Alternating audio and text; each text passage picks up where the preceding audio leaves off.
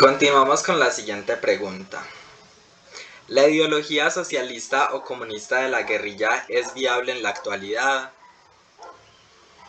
¿A quién le gustaría responderla? Juan Diego, puedes hablar.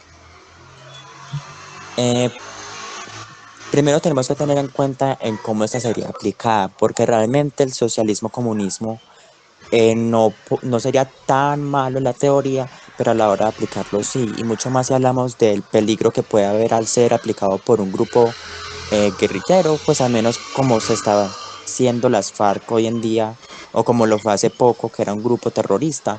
Entonces creo que al tomar el poder e implantar estas ideologías, siento que no sería un cambio eh, que beneficiaría al país, especialmente porque siento que sería un régimen en el cual habría como un autoritarismo demasiado grande, en el cual las personas no tendrían libertad de expresión y que se cerraría mucho a la sociedad y a la comunidad colombiana al exterior. Entonces creo que no sería un buen cambio o no sería viable que la ideología socialista o comunista de la guerrilla sea aplicable hoy en día. De pronto, si fuera por un gobierno que no tuviera como corrupción o que no estuviera manchado por la violencia, tal vez podría funcionar. Pero con todo el historial que tenemos de la guerrilla, tal vez considero yo que no sea una muy buena opción, a no ser de que sea por una persona que lidere el partido, que sea una persona que tenga los conocimientos necesarios y que no esté manchada por corrupción. Muchas gracias, Juan Diego. Liegi, puedes hablar. Bueno, lo más importante aquí es que para poder implantar un sistema comunista y socialista, se tiene que tener muy en cuenta de que va a ser casi que todo el financiamiento del Estado. Entonces las personas que estén en el Estado deben ser personas sumamente honestas y sumamente leales a sus ideales y a los del pueblo, con principios inquebrantables. Y este tipo de personas, bajo nuestra sociedad llena de corrupción y de mentiras, es muy complicado establecerla.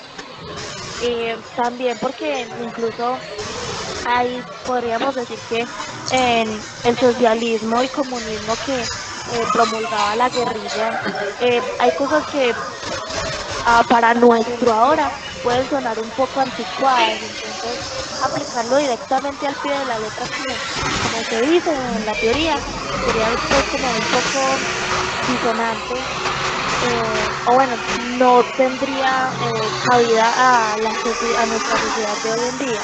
Entonces básicamente tendría que reformarse y aplicarse términos que hoy en día sí se puedan usar y que sí tengan sentido de usarse. Entonces son muchos factores, muchas variables que se tendrían que tener en cuenta a la hora de promover o de cambiar el sistema económico de un país. Muchas gracias, Liegi. De hecho, me parece muy interesante un aporte que hizo Liegi, el cual es que si se quisiera implantar esta ideología, tendría que ser una persona casi inquebrantable en sus principios, y esto en Colombia yo diría que es incluso casi imposible, por el tipo de sociedad que tenemos y porque desde pequeños creo que a todos nos han enseñado como a romper en ciertos momentos nuestros principios para nuestro beneficio propio. Entonces pienso que esto se dificultaría mucho. Juan Diego, puedes hablar. Quería decir que estoy totalmente de acuerdo porque siento que en la cultura colombiana y latinoamericana en general se normaliza mucho, no sé cómo se llamarlo corrupción, pero de ciertas formas, tipo pequeñas acciones que hacemos desde pequeños que son muy normalizadas y romantizadas por nuestras familias, hacen que de nuestras sociedades salgan personajes que sean muy corruptos. Porque, por ejemplo, cuando un niño copia un examen o roba algo, se le ve como una gracia, pero no se toma como realmente como algo malo o no tiene consecuencias. Entonces creo que esto ha tenido un impacto en lo que es el desarrollo de la política actual. Muchas gracias, Juan Diego. Liegi, puedes hablar. Pues no sé si a ustedes les ha pasado, pero está esa típica frase que que le dicen a uno los abuelos o incluso los papás de, mi hijo, avíspase, avíspese, tiene que ser piloso y tiene que ser un duro para cualquier cosa y que estas frases puedan incluso en situaciones verse como un halago, pero bajo la sociedad de la que vivimos es de que si vos te encontrás una billetera en, en la calle y no la devuelves, eso es convertirte en una persona avispada porque estás aprovechando el descuido de alguien y no sé, quedarte con la plata en vez de ir a buscar a esa persona que se le perdió la billetera. Entonces estas pequeñas acciones que como decía Juan Diego, que las romantizan y que las exaltan, van degradando por dentro a nuestra sociedad, porque de las pequeñas acciones es que se van convirtiendo en grandes acciones. Hoy son 5 minutos, mañana puede ser que la plata para unos computadores de unos niños de una zona alejada del país. Entonces tenemos que convertirnos en personas muy conscientes de las acciones que estamos haciendo y cómo pueden perjudicar o mejorar a la sociedad en un futuro. El cambio siempre depende de uno mismo y cada granito de arena que uno pueda aportar siempre va a ayudar. Muchas gracias, Liechi. Continuamos con la siguiente pregunta. ¿Cuál es tu opinión sobre los diálogos de paz que se llevaron a cabo en el gobierno de Santos? Tu respuesta es posible que tenga algún sesgo ideológico. ¿A alguno le gustaría opinar?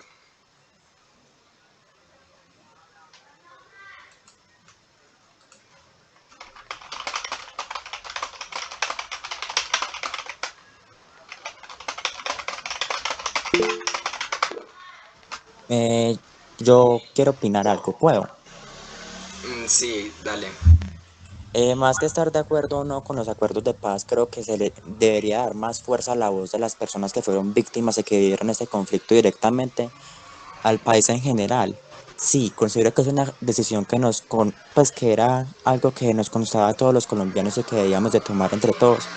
Pero aún así no me pareció cuando pues hubo el plebiscito por la paz que ganó el no a la paz, porque creo que se debía era tomar en cuenta, priorizando siempre la opinión de las personas que vieron el conflicto, porque si se analiza, por lo general las personas que no estaban de acuerdo con el acuerdo de paz eran personas que vivían en zonas urbanas, que no fueron afectadas directamente por este conflicto. Pero también si vemos el otro lado de la moneda, las personas que fueron víctimas ya estaban como en un punto en el que después de tanta violencia, tantos desplazamientos forzados, querían la paz, y que el país se los negara hasta cierto punto me parecía muy egoísta, y tal vez sí tengo un sesgo ideológico porque considero que soy una persona pues una ideología de pronto de izquierda. No considero que esto tenga que ver porque siento que era muy egoísta el decirle no a la paz cuando uno como tal no era la persona afectada, sino las víctimas. Entonces sí, eso quería aportar. Muchas gracias, Juan Diego. Liechi, puedes hablar. Bueno, yo también quería hablar sobre que fue un avance muy importante esos diálogos de paz porque llevábamos un conflicto armado de casi 50 años, uno de los más largos que ha tenido, podríamos decir que Latinoamérica, y poder sentarnos a dialogar y a establecer acuerdos donde se pudiera lograr la paz es un avance.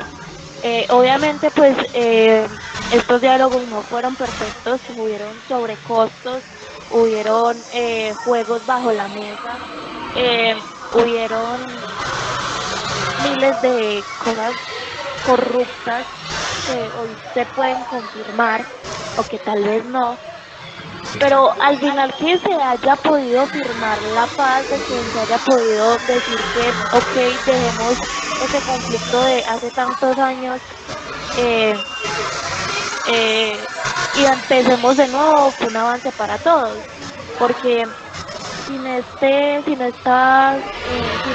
diálogos de paz no se hubiera creado la Jurisdicción Especial para la Paz y no hubiéramos tenido ese libro tan bonito que son las confesiones de las víctimas a lo largo de todos estos años, y no solo incluso de las víctimas, también de los victimarios. El ponerse en el papel de, por ejemplo, un guerrillero que lo llevaron con ideas de justicia, con ideas de avanzar y que al final terminara eh, sacando o asesinando a una persona porque decían que pertenecía a cierto partido político. Entonces es también como ponerse en todos esos puntos de vista que tuvo el conflicto armado, y que si hubo personas, si ciertos personajes de que en ese momento firmaron la paz y que ahora ya no pertenecen pues a este acuerdo, pues podríamos decir que es una pérdida de tiempo, pero ¿qué tanto sería una pérdida de tiempo? O sea, las FARC un momento de hace 50 años y que ya solo tiene ciertos cabos sueltos que se dirigieron a otro lado. Entonces, ¿qué tanto fue perder el tiempo y qué tanto avanzamos como sociedad por esos acuerdos? Muchas gracias, Libeji.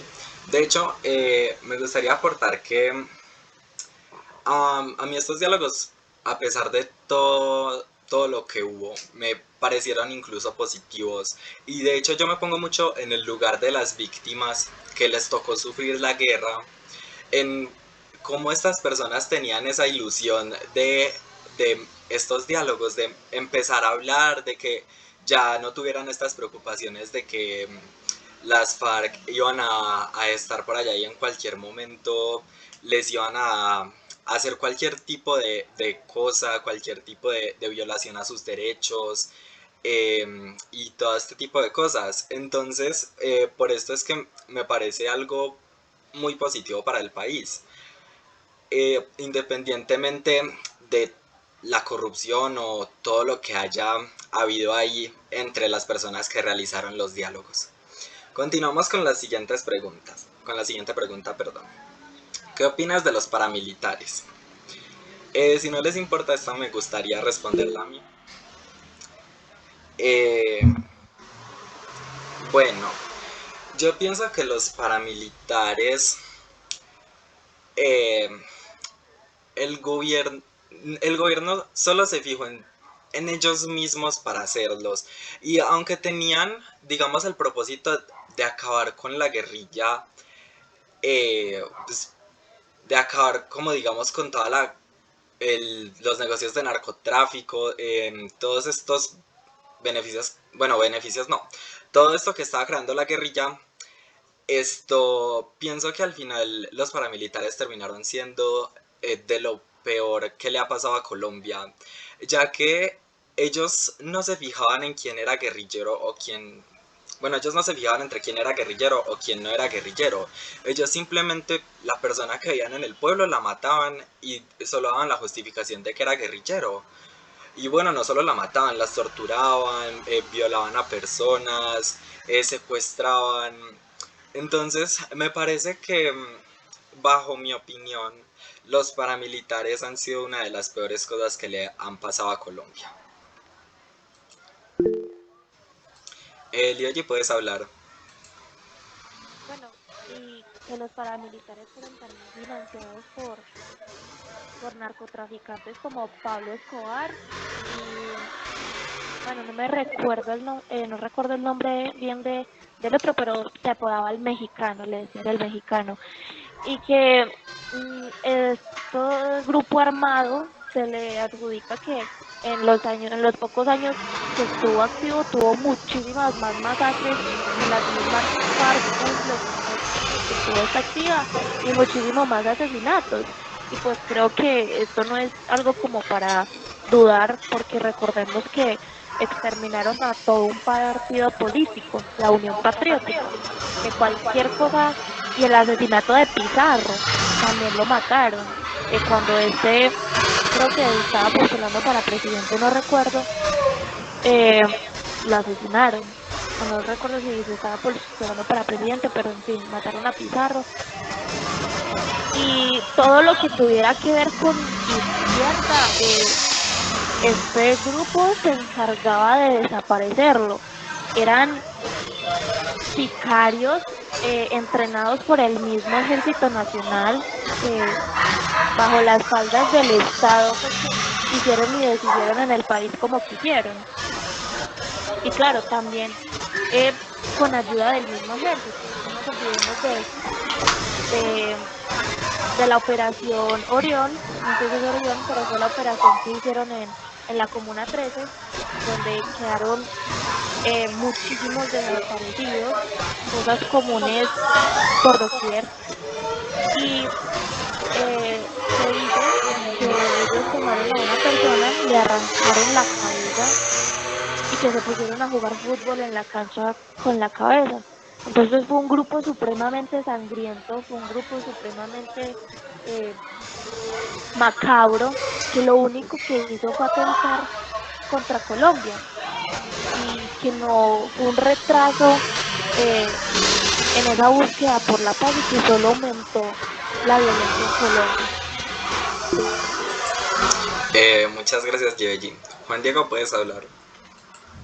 Yo estoy totalmente de acuerdo con la opinión de ustedes y pues quería decir como que me causa mucha disonancia el que sea un grupo financiado en gran parte por el Estado, entrenado por el ejército, que inclusive tenga financiamiento por parte de narcotráfico, que sea visto por algunas personas como unos salvadores, cuando en realidad siento que fue algo similar a la guerrilla, que causaron demasiado daño en el país y que tomaron justicia por mano propia desde sus propios ideales sin pensar en general o tomar en cuenta las opiniones de los demás.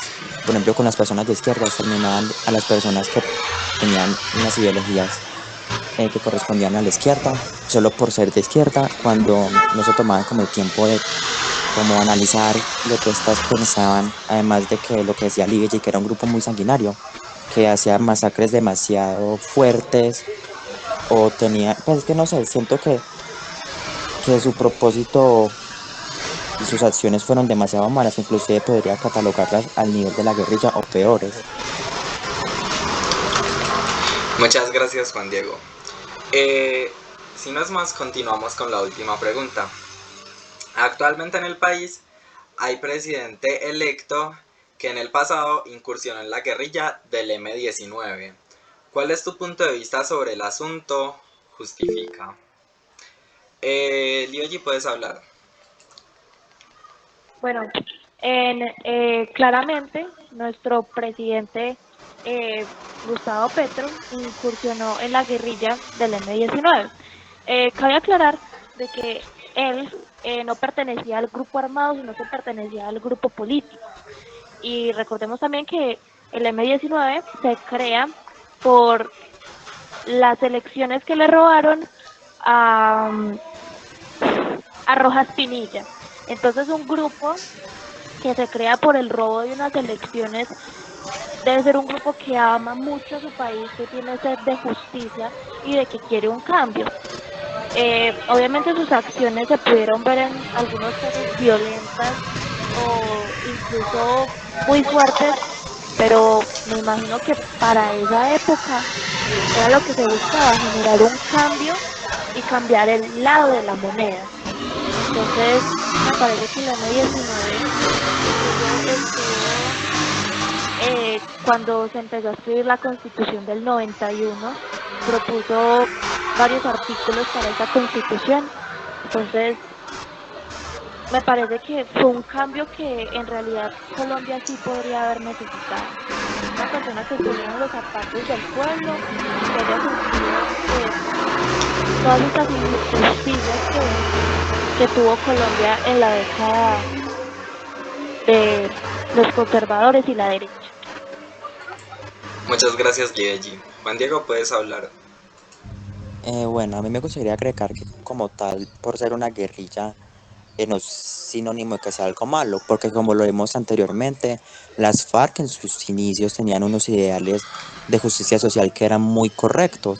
Entonces, por los motivos de creación del M-19, creo que también tenían un motivo totalmente justificable, porque, porque pues considero yo que estaban en todo su derecho de ejercer un cambio en el país. debido al robo electoral que hubo del general Rojas Pinilla. Entonces, no creo que se le deba de estigmatizar al presidente electo Gustavo Petro por haber pertenecido al M-19, inclusive el solo hecho de haber pertenecido a esta guerrilla que generó un cambio en el país muy importante, porque como lo dijo Lidia, participó en la constitución. Creo que es inclusive importante para nosotros después de haber estado bajo el gobierno de derecha durante toda la historia del país. Entonces creo que a la hora de ser un guerrillero, entre comillas, es parte de este cambio que necesitábamos como sociedad y que a la hora de estar en el poder hoy en día puede dar una visión totalmente de lo que puede ser el futuro del país. Muchas gracias, Juan.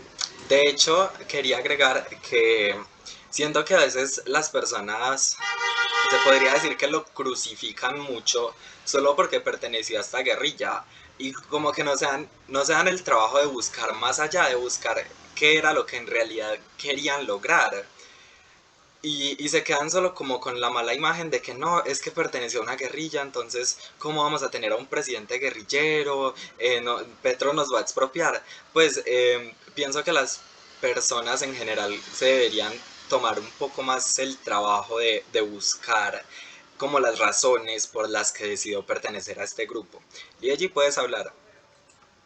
Bueno, y no solo es eh, que no se tomen el tiempo de leer esto, de por qué esto, sino también que le adjudican crímenes los cuales él no cometió y en los cuales no tuvo nada que ver.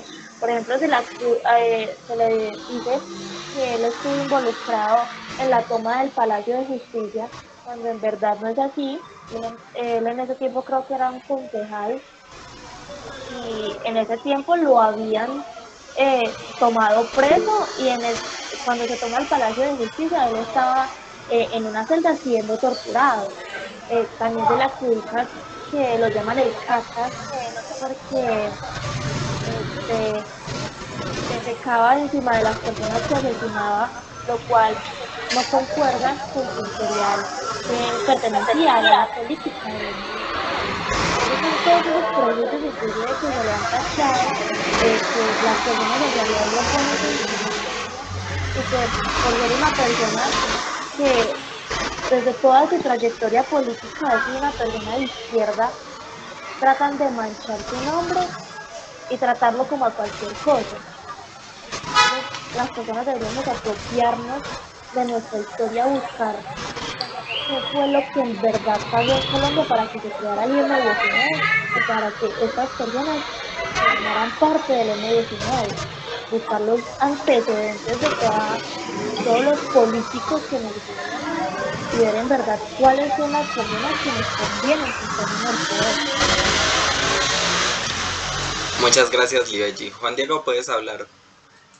Yo quería aportar que más que toda esa estigmatización que se tiene hacia el presidente proviene de un amarillismo político con el cual se intentó manipular a la población con el hecho de que la izquierda es algo malo cuando necesariamente no lo es, solamente era una forma de mantener a la población bajo cierto miedo a la izquierda para no perder el poder que ha tenido la derecha durante toda la historia de Colombia.